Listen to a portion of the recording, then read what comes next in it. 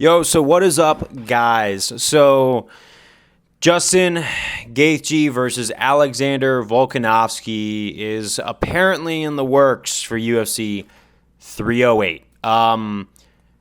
Allegedly, it's rumored. It hasn't happened yet. And honestly, part of me wants to see this matchup, but I would be more comfortable seeing this matchup in a later date when both of these fighters weren't coming off of such damaging losses as they have.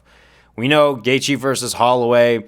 Gaethje caught 5 rounds worth of MMA karma. He got what I call now the Gaethje Ferguson treatment, where he just got beaten for 5 straight rounds and then stopped at the very end of the fight.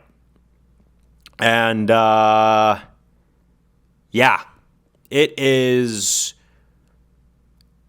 pretty, it's pretty questionable to know what's going to happen next time you step in that octagon. Are we going to see any old skips of Justin Gaethje? You know, just like Volkanovski, it's like you got to give him some time to recover, and he's going to have nearly 2 more months of retirement time compared to Gaethje until he comes back to where he's a little more rested up. So I'd honestly have Volkanovski in this fight, despite Volkanovski coming off 2 really bad KO losses to Islam and Topuria. It's a toss-up, and it's obviously the matchup where it's like both of these guys' health I'm very concerned for. Now, I'm just a dude behind a camera who's giving his opinions on MMA.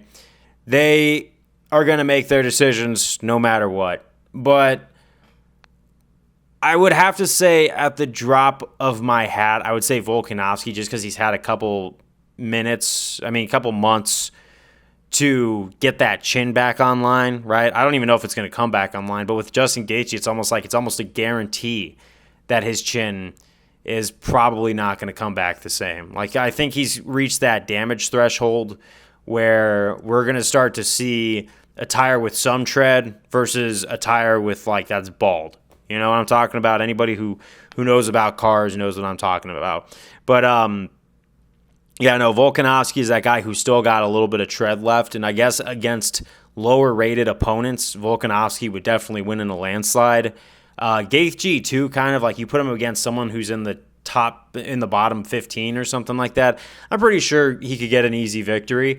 But I think this fight is honestly just the testing ground for both of these guys.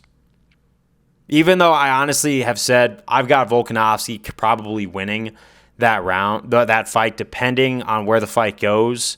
If it's in the later rounds, I think Volkanovski stops Gaethje. I think Gaethje could probably get an early hit and give Volkanovski a 3rd KO loss in a row.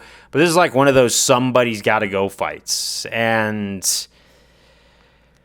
man, you never think you would see 2 guys who have dedicated themselves to the sport this hard. Because the thing that Volkanovski and Justin Gaethje both have in common, they have been fighters at heart. Gaethje wanted to put on entertaining fights for the fans, and even after he cleaned up his game a little bit to fight smarter, he still gave us memorable performances. Alexander Volkanovski, always was that guy that stood up and continued to just give us massive battles. Volkanovski versus Ortega is definitely one of my favorite title fights of all time. That was fan service on both ends, and Volk was there to service the fans, be a UFC company man, and he was a dominant champion for a very long time. And since Holloway was able to beat Gaethje, look what Volkanovski was able to do to Holloway. I know MMA math is not a thing, but I really do see Volkanovski potentially winning this fight if it has the opportunity to happen. And we're going to have to wait and see until this gets finalized. But, wow, the fact that this has become a potential reality for us fight fans, where we're going to have to see someone, go on even longer of a streak, it's just hard, in my opinion. But I think that just shows how the sport ages. Is 1 minute you're having a good time with one of these fighters, and the next, their health is in question, and then you're like, we want to see the best for them because they've given us so much. But that's the thing about fighters is they love to fight, And sometimes it's to a detrimental spot. And it's even harder when you see two guys who are in this position with how are they going to come back. And that's all I got to say. I'm crossing my fingers, but still, peace out. Thank you for watching, and I'll see you on the next one.